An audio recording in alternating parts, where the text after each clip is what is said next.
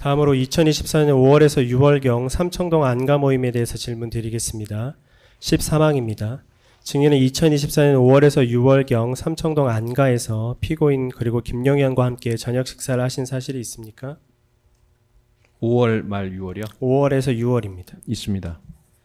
당시 모임에서 피고인이 시국 걱정을 하면서 비상대권이나 비상조치가 아니면 나라를 정상화할 방법이 없는가라는 발언을 한 사실이 있습니까? 그것은 제가 언론에서 보기로 지난번 기일 때 곽종근 사령관께서 나와서 그 사실을 이미 얘기를 했습니다. 그래서 그 사항은 제가 좀 말씀을 좀 드리겠습니다. 먼저 그날 왜 그런 그 자리가 있었는지부터 좀 설명을 좀 하겠습니다. 네. 제 기억으로는 2024년 1월 1일부로 국정원 대공수사권이 폐지가 됐고, 그래서 국정원에서 관할하고 있던 여러 가지 사건들이 경찰이랑 그 다음에 방첩사 쪽으로 많이 이관이 되고 있는 그런 상황이었습니다. 그 다음에 두 번째는 방첩사 자체적으로 군 관련 대공수사 같은 것들을 하고 있는 것들이 당연히 있습니다. 그래서 그런 내용들을 당시 신원식 장관님한테 제가 항상 정기보고 될 때 보고를 드렸을 것으로 기억을 합니다. 그런데 제가 연락받기로 지금 당시 대통령님께서 뭐 검찰총장을 하셔서 그런지는 잘 모르겠지만 제가 추정컨대 그런 부분에 관심이 좀 많으시다. 그래서 와서 한번 설명을 드려라 라는 그런 지시를 제가 받은 것으로 지금 기억을 하고 있습니다. 그래서 그럼 왜 안가로 가서 뭐 저 식사하면서 그 얘기를 했는지 사실 뭐 정확히 잘 기억은 안 납니다만, 저 혼자 생각에는 제가 일개 사령관밖에 안 되는데 뭐 그런 내용을 가지고 낮에 대통령실 가서 이렇게 보고하는 모양새가 안 좋아서 그랬는지 그건 잘 모르겠는데 하여튼 그런 이유로 해서 그냥 밥 먹으면서 뭐 간단하게 얘기해라, 저는 이제 그 정도 취지로 이해를 하고 그날 이제 그 자리에 가게 된 것입니다. 그래서 대공수사 진행 중인 뭐 수사 경과도 좀 말씀을 드린 기억이 있고, 그 다음에 국정원에서 이제 아까 제가 처음 말씀드린 대로 여러 가지 사건들이 경찰이랑 방첩사로 이렇게 이관되는 뭐 이런 진행 경과들을 좀 말씀드리기 위한 목적으로 제가 간 것으로 지금 저는 그렇게 기억하고 있습니다. 네. 방금 이제 모임 경위나 참석 경위에 대해서 설명을 해주셨는데요. 그 당시에 피고인이 비상대권이나 비상조치가 아니면 나라를 정상화할 방법이 없는가라고 발언을 하고, 그런 대화 모임에서 그런 얘기를 듣던 증인이 피고인 앞에 무릎을 꿇고 계엄 생각은 하지 마셔라라고 반대까지 하셨던 사실이 있습니까? 그 부분도 제가 조금 좀 설명을 좀 드리겠습니다. 네. 제가 기억하기로는 그때 당시에 이제 그런 뭐 대공수사 관련된 얘기도 했고, 뭐 간첩수사 이런 얘기도 하고, 뭐 그런 어려움들에 대해서 뭐 말씀을 드렸고, 대통령께서 뭐 나라 걱정, 시국 걱정 그런 게 쉽지 않다, 뭐 이런 공감도 하셨습니다.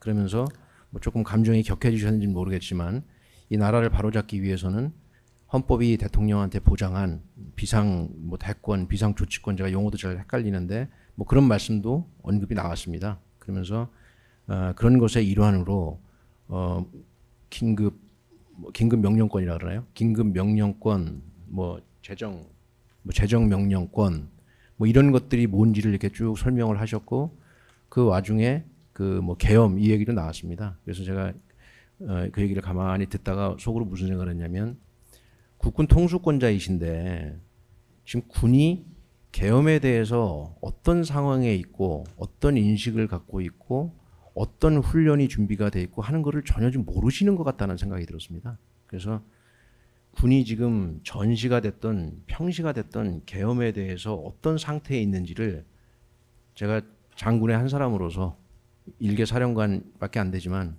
좀 이제 정확히 말씀드려야 되겠다라는 생각이 그 자리에서 들었습니다. 왜냐하면 잘못 알고 계시면 안 될 것 같아서 뭐 구체적인 계엄 계획이나 이런 거를 저한테 당연히 얘기하신 건 아니고, 그래서 이제 그거를 말씀드리는 자리였습니다. 그래서 제가 뭐라고 얘기했냐면 군의 실태를 말씀드렸습니다. 군은 전시가 됐던 평시가 됐던, 제가 판사님 군대 생활 36년 했습니다. 계엄 훈련 한 번도 안 해봤습니다. 이게 아마 무슨 말씀인가 할 텐데, 군이 계엄 훈련을 왜 안 하냐면 그 할 필요가 없거든요. 왜냐하면요, 군이 하는 유일한 계엄 훈련은 1년에 봄이나 가을에 그 뭐 연합 연습하고 을지 연습하고 하지 않습니까?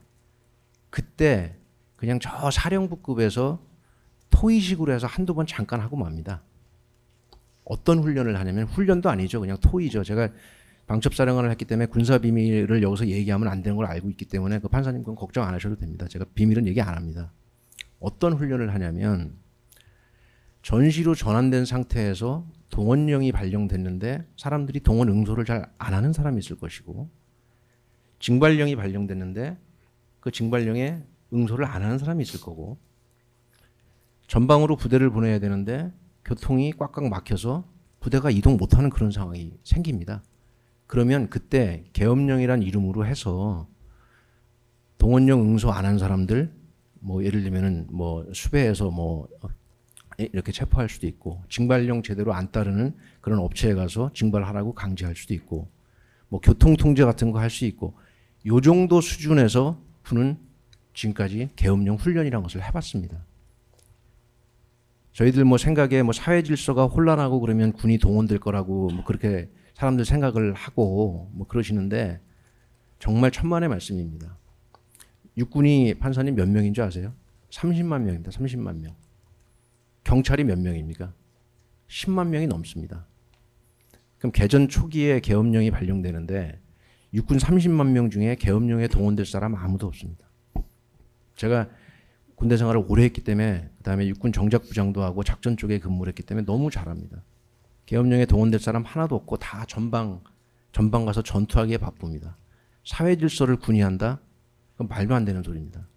경찰이 10만 명이고 육군이 30만 명밖에 안 되는데 사회 질서 유지를 누가 하겠습니까? 그런 실태를 제가 대통령한테 말씀드린 겁니다.